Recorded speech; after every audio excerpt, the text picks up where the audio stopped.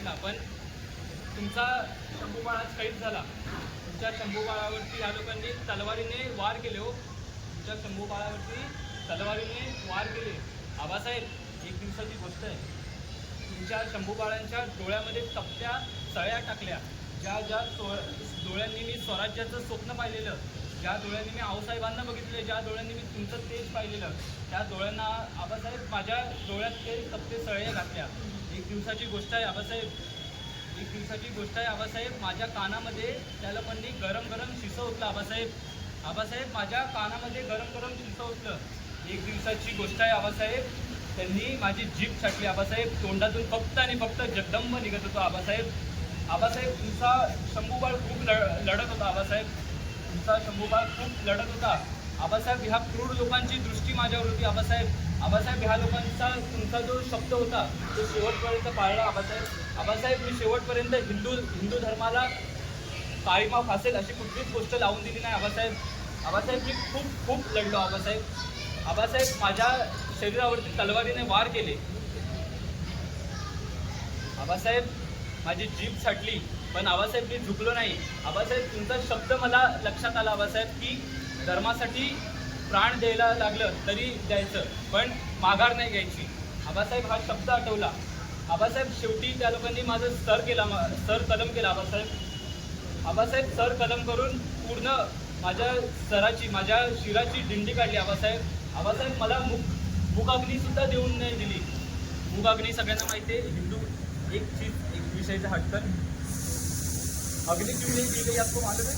संभाजी महाराज को हिंदू धर्म में 16 संस्कार है, उसमें से मूल संस्कार मतलब अग्नि संस्कार, अंतिम संस्कार, जिसको देने के बाद जो आत्मा होती है वो मुक्त हो जाती है.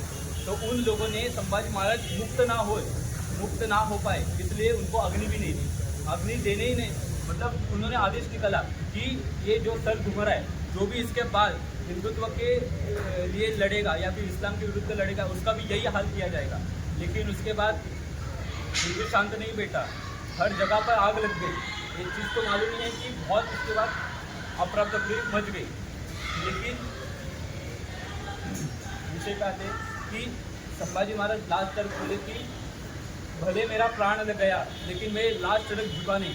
इसे इन दोनों का संवाद हुआ रहेगा.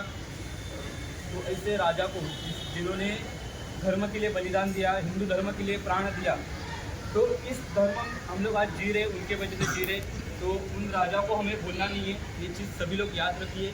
जैसे कि उन्होंने बोला कि संघ मतलब हमें संगठित होना है, अकेले से कुछ नहीं होगा, साथ में रहकर हमें काम करना है. सभी लोग एक बात याद रखिए कि घर पे जाकर सोना है या फिर काम करना है, ये चीज़ नहीं है. अभी एक्टिव हो जाइए, बहुत कम समय है जैसे उन्होंने बताया.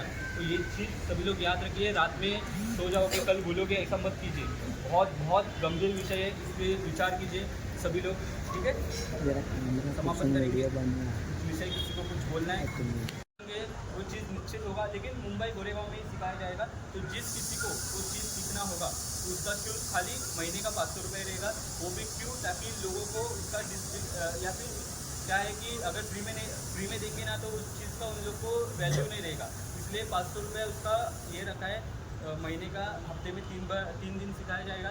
बाकी के दिन आप घर पे प्रैक्टिस कर रहे हैं. ठीक है, जिस किसी को सीखने में रुचि होगी वो अपना नाम दीजिएगा. नाम किसको देना है हम बताएंगे, उनको नाम दीजिएगा. ठीक है, धर्म के लिए जागृत रहिए.